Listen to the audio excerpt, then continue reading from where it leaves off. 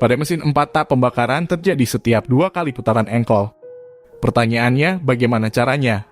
Bagaimana bisa pembakaran itu memutar poros engkol sampai 2 kali putaran? Video ini akan menjadi jawaban tentang semua mesin 4 tak. Tak usah banyak basa-basi, langsung saja kita bongkar mesin 4 tak. Seperti yang Anda lihat, ini adalah komponen-komponen utama yang terdapat pada sebuah mesin 4 tak. Ada piston, ada silinder, ada kepala silinder, ada mekanisme engkol, dan ada mekanisme katup. Pergerakan semua komponen ini saling terhubung secara mekanikal untuk menghasilkan sebuah siklus pembakaran. Biar lebih jelas, saya akan jelaskan konsep pembakaran pada internal combustion engine. Jadi, dalam mesin ini sumber tenaganya berasal dari pembakaran. Apa yang dibakar? Tentu saja bensin. Tapi, bensin ini tidak bisa dibakar begitu saja. Apalagi alat untuk membakar bensin ini bukan bara api seperti korek, melainkan cuma busi yang percikannya sangat kecil. Tentu agar bensin dapat terbakar, butuh beberapa persyaratan. Yang pertama, kita butuh oksigen. Hal itu dikarenakan pembakaran itu merupakan reaksi antara bahan bakar dengan oksigen. Jadi tanpa oksigen, api tidak akan mampu membakar bahan bakar. Yang kedua, bensin dan oksigen ini harus dikompresi. Kompresi ini punya 2 tujuan.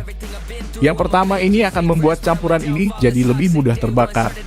Yang kedua, kompresi ini akan membuat campuran molekul antara bensin dan udara menjadi gas bertekanan. Kalau disulut api, pasti akan meledak. Ledakan punya energi ekspansi, atau dorongan energi yang arahnya menjauh dari pusat ledakan. Energi inilah yang menjadi sumber energi yang menggerakkan roda kendaraan. Mekanisme yang Anda lihat ini dibuat agar semua syarat yang kita sebutkan tadi bisa terpenuhi dengan proses yang berkesinambungan. Lalu seperti apa mekanismenya? Pertama, ada intake stroke. Ini adalah proses untuk memasukkan material yang diperlukan untuk pembakaran ke dalam ruang bakar.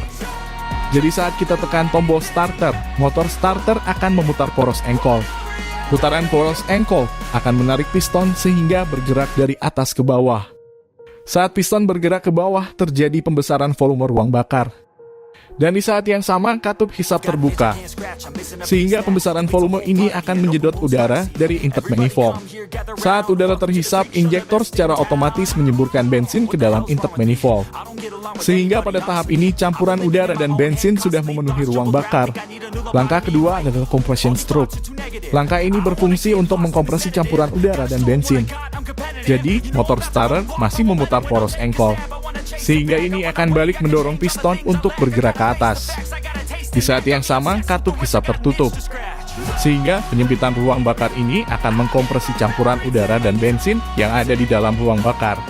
Langkah ketiga adalah combustion stroke. Ini adalah langkah utama untuk menghasilkan power pada mesin. Jadi pada posisi ini, campuran udara dan bensin sudah menjadi gas bertekanan tinggi. Ketika busi menyala, itu akan menyulut gas ini. Sehingga terjadilah ledakan. Lalu seperti yang saya katakan tadi, ledakan ini punya daya ekspansi. Karena daya tersebut, piston akan terdorong ke bawah dengan energi yang sangat besar. Gerakan piston kemudian akan memutar rangkaian poros engkol yang sudah dilengkapi fuel sebagai pemberat. Sehingga putaran ini dapat kembali membalikan piston agar bergerak ke atas. Langkah keempat yaitu house stroke.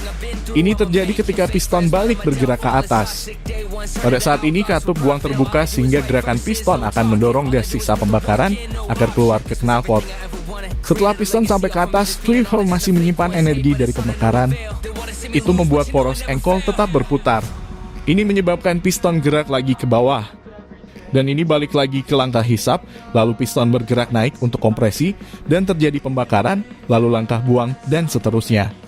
Jadi mesin 4 tak punya siklus pembakaran yang terdiri dari 4 proses, yaitu langkah hisap, kompresi, bakar, dan buang.